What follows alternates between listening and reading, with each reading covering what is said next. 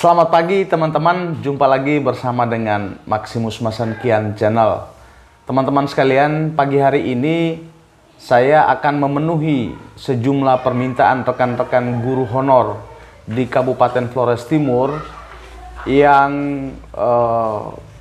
selalu hampir setiap hari bertanya tentang nasib mereka jika kemudian regulasi tentang pemberhentian tenaga honorer itu akan benar-benar diberlakukan nanti di tahun 2023. Nah, pagi hari ini saya ingin memberikan informasi awal berkaitan dengan informasi tentang tenaga honorer yang akan diberhentikan di tahun 2023 itu. Saya sedang mendalami informasi-informasi, juga regulasi-regulasi yang terkait. Dan saya berupaya untuk nanti informasinya saya akan bagikan dalam beberapa bagian sehingga memudahkan kita punya persepsi, punya pandangan yang sama berkaitan dengan isu ini, teman-teman sekalian.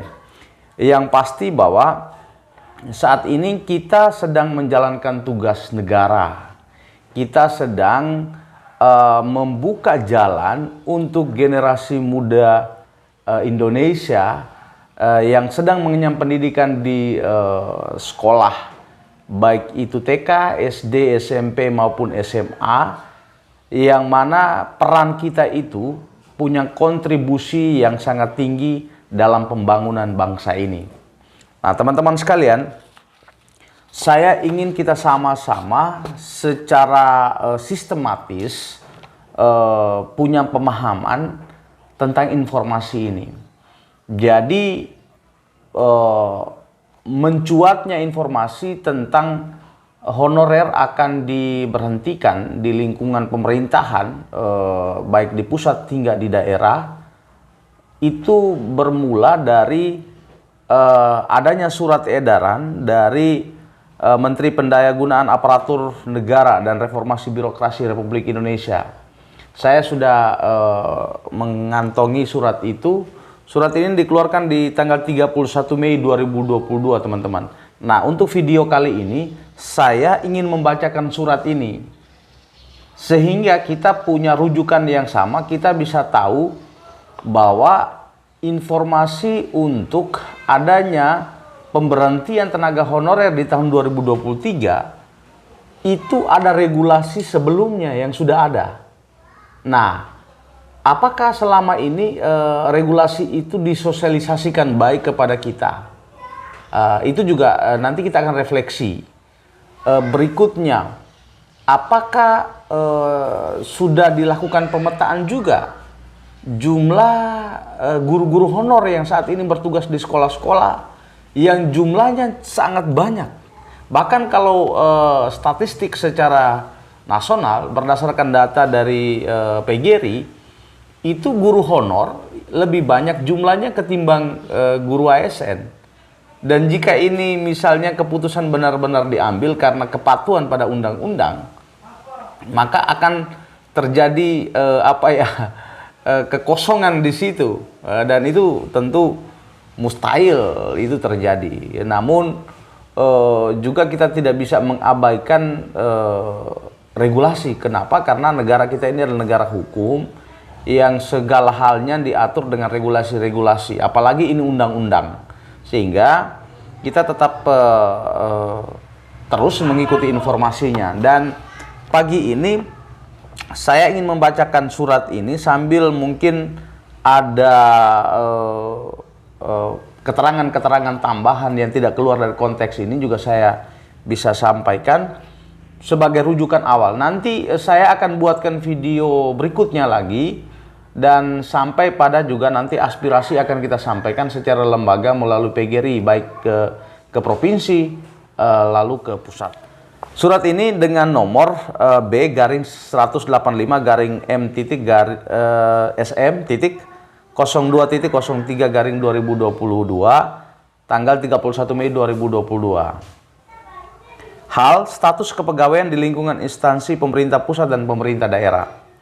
Yang terhormat Bapak Ibu para pejabat pembina kepegawaian PPK di lingkungan kementerian atau lembaga instansi pusat dan instansi daerah di tempat.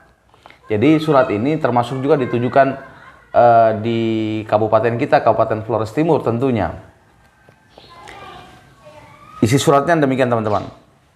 Sehubungan dengan pelaksanaan Undang-Undang Nomor 5 Tahun 2014 tentang Aparatur Sipil Negara ASN, Peraturan Pemerintah Nomor 11 Tahun 2017 tentang Manajemen Pegawai Negeri Sipil PNS, dan Peraturan Pemerintah Nomor 17 Tahun 2020 tentang perubahan atas Peraturan Pemerintah Nomor 11 Tahun 2017 tentang Manajemen Pegawai Negeri Sipil, serta Peraturan Pemerintah Nomor 49 Tahun 2018 tentang Manajemen Pegawai Pemerintah dengan Perjanjian Kerja P3K.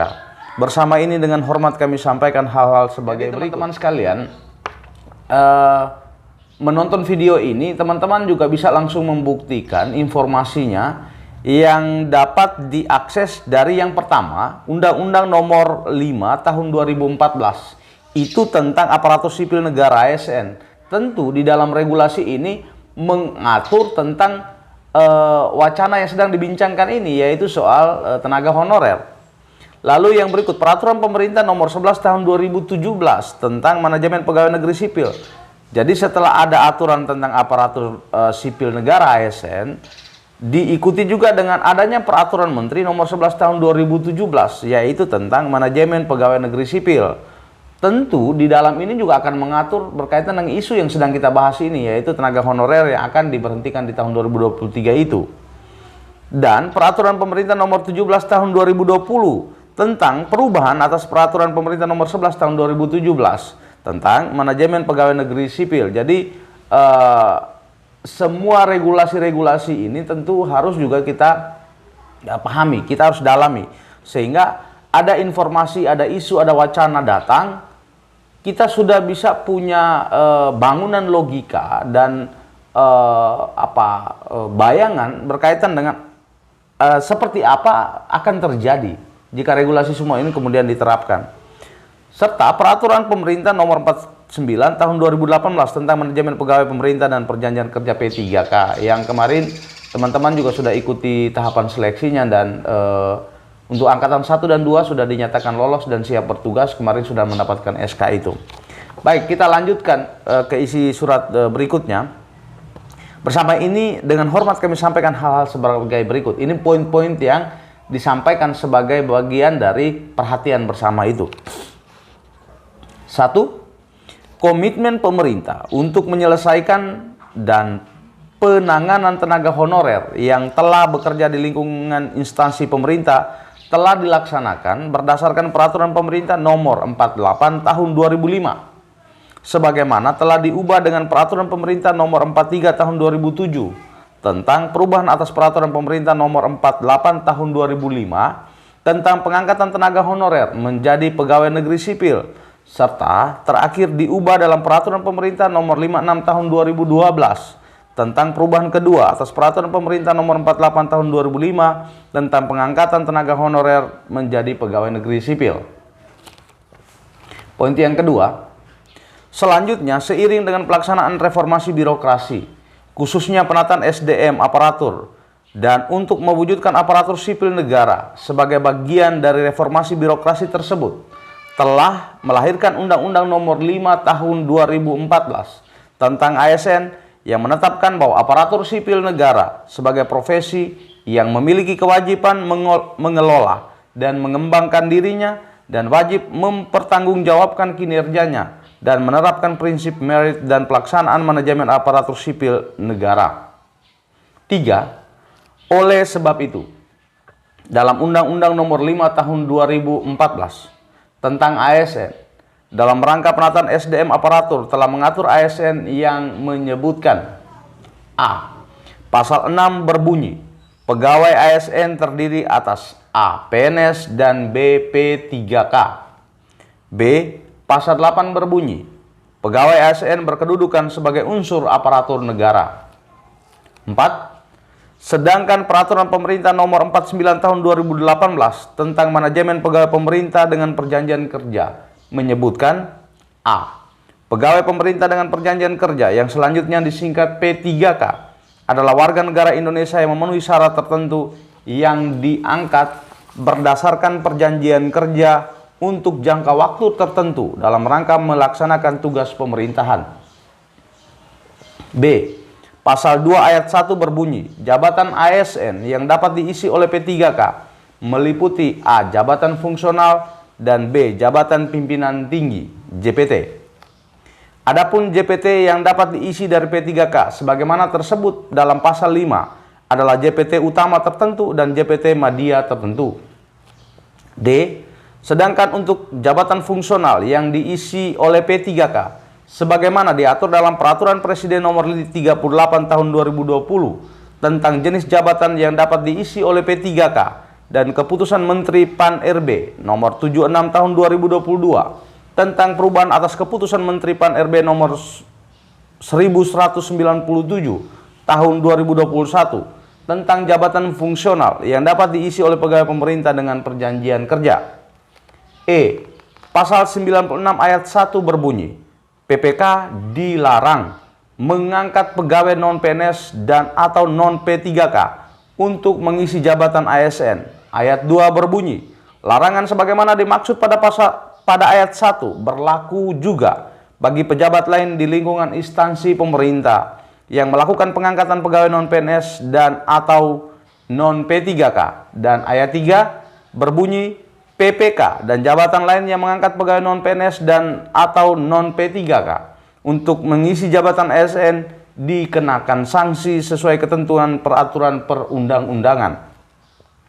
Pasal 99 ayat 1 berbunyi, pada saat peraturan pemerintah ini mulai berlaku, pegawai non-PNS yang bertugas pada instansi pemerintah termasuk pegawai yang bertugas pada lembaga non-struktural, instansi pemerintah yang menerapkan pola pengelolaan keuangan, badan layanan umum atau badan layanan umum daerah, lembaga penyiaran publik, dan perguruan tinggi negeri baru berdasarkan Peraturan Presiden Nomor 10 Tahun 2016 tentang dosen dan tenaga kependidikan pada perguruan tinggi negeri baru sebelum diundangkan peraturan pemerintah ini, masih tetap melaksanakan tugas paling lama 5 tahun. G. Lebih lanjut, pasal 99 ayat 2 berbunyi, pegawai non-PNS dalam jangka waktu paling lama 5 tahun sebagaimana dimaksud pada ayat 1 dapat diangkat menjadi P3K apabila memenuhi persyaratan sebagaimana diatur dalam peraturan pemerintah ini. 5. Peraturan Pemerintah Nomor 49 Tahun 2018 tentang manajemen P3K diundangkan pada tanggal 28 November 2018. Maka, dengan demikian, pemberlakuan 5 tahun sebagaimana tersebut dalam pasal 99 ayat 1 jatuh pada tanggal 28 November 2023 yang mewajibkan status kepegawaian di lingkungan instansi pemerintah terdiri dari 2 jenis kepegawaian, yaitu PNS dan P3K. 6. Berdasarkan dengan hal-hal tersebut di atas dan dalam rangka penataan ASN sesuai dengan ketentuan peraturan perundang-undangan, agar para pejabat pembina kepegawaian A. melakukan pemetaan pegawai non-ASN di lingkungan instansi masing-masing dan bagi yang memenuhi syarat dapat diikutsertakan atau diberikan kesempatan mengikuti seleksi calon PNS maupun P3K. 2. Menghapus jenis kepegawaian selain PNS dan P3K di lingkungan instansi masing-masing dan tidak melakukan perekrutan pegawai non-ASN. C. Dalam hal instansi pemerintah membutuhkan tenaga lain seperti pengemudi, tenaga kebersihan, dan satuan pengamanan dapat dilakukan melalui tenaga ahli daya outsourcing oleh pihak ketiga dan status tenaga ahli daya outsourcing tersebut bukan merupakan tenaga honorer pada instansi yang bersangkutan. D. Menyusun langkah strategis penyelesaian pegawai non-ASN yang tidak memenuhi syarat dan tidak lulus seleksi calon PNS maupun calon P3K sesuai ketentuan peraturan perundang-undangan sebelum batas waktu tanggal 28 November 2023. E. Bagi pejabat pembina kepegawaian yang tidak mengindahkan amanat sebagaimana tersebut di atas dan tetap mengangkat pegawai non-ASN akan diberikan sanksi berdasarkan ketentuan peraturan perundang-undangan dan dapat menjadi bagian dari objek temuan pemeriksaan bagi pengawas internal maupun eksternal pemerintah. Demikian beberapa hal yang dapat kami sampaikan. Atas perhatian dan kerjasamanya disampaikan Menteri Pendayagunaan Aparatur Negara dan Reformasi Birokrasi Cahyokumolo. tembusan Presiden Republik Indonesia, 2 Ketua Badan Pemeriksa Keuangan, 3 Kepala BKN.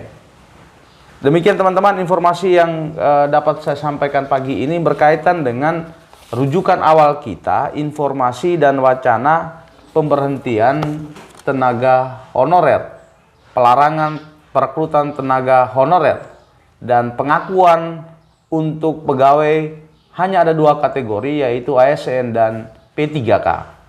Teman-teman, video berikutnya nanti akan saya bagikan itu berkaitan dengan adakah peluang yang bisa didapatkan yang tidak merugikan rekan-rekan guru honorer dari regulasi ini. Saya akan bagikan informasi berikutnya di video yang akan saya siapkan nanti. Itu tentang rapat koordinasi ya, rapat koordinasi di Jakarta kemarin antara kepala-kepala daerah bersama dengan pemerintah pusat yang membicarakan tentang nasib teman-teman guru honorer ini. Sehingga mudah-mudahan informasi yang kita sampaikan itu menjadi referensi atau rujukan untuk terus mengikuti perkembangan sampai pada keputusan final yang diambil seperti apa. Yang pasti fakta sekarang adalah jumlah guru honorer itu lebih banyak dibandingkan dengan guru ASN. Dan saat ini guru honorer melaksanakan tugas dengan sangat bertanggung jawab sebagai kontribusi pada pembangunan bangsa ini. Oleh karena itu, regulasi diatur oleh seorang manusia, tetapi regulasi harus juga memperhatikan tentang kemanusiaan. Jika regulasi itu mengabaikan kemanusiaan, maka manusia duduk bersama kembali untuk melihat kembali regulasi dimaksud benar-benar bermanfaat untuk manusia, untuk teman-teman guru sekalian yang selama ini sudah memberi diri mengabdi untuk bangsa dan negara. Demikian teman-teman untuk video yang pertama ini. Saya akan segera membagikan video yang kedua berkaitan dengan adanya peluang baik untuk nasib tenaga honorer di tahun 2023 yang diwacanakan akan diberhentikan itu. Selamat pagi.